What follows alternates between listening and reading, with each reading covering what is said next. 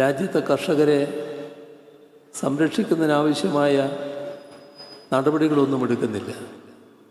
ഇവിടെ ഗുണകരമായ കാര്യങ്ങൾ ആകെ ലഭിക്കുന്നത് കോർപ്പറേറ്റുകൾക്ക് മാത്രമാണ്.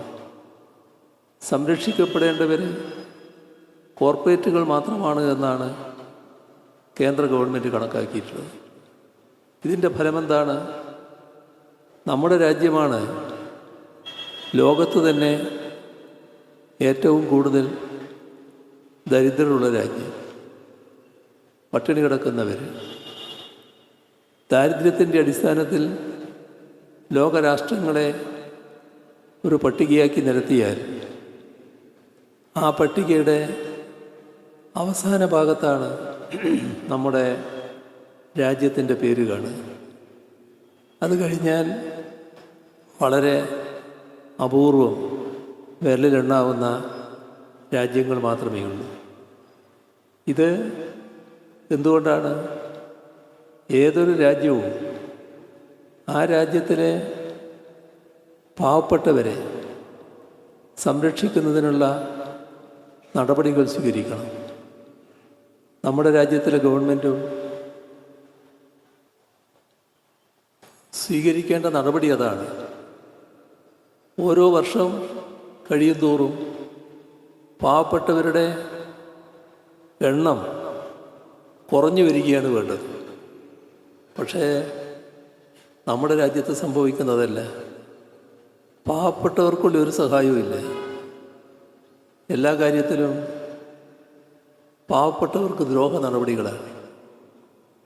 സഹായം കോർപ്പറേറ്റുകൾക്ക് മാത്രമാണ്.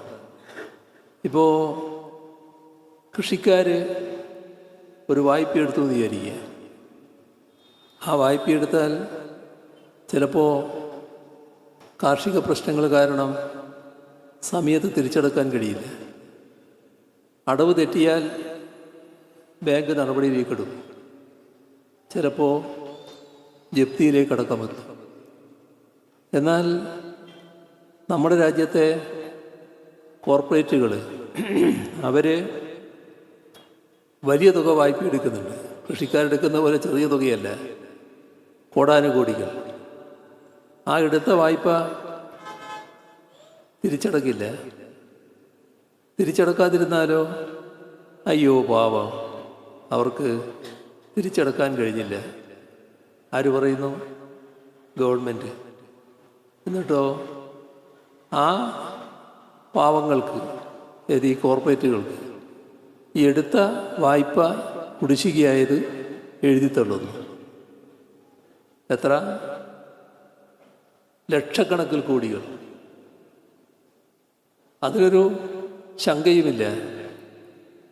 അപ്പോൾ ലക്ഷക്കണക്കിൽ കോടികൾ എഴുതിത്തള്ളാൻ കോർപ്പറേറ്റുകൾക്ക് വേണ്ടി തയ്യാർ.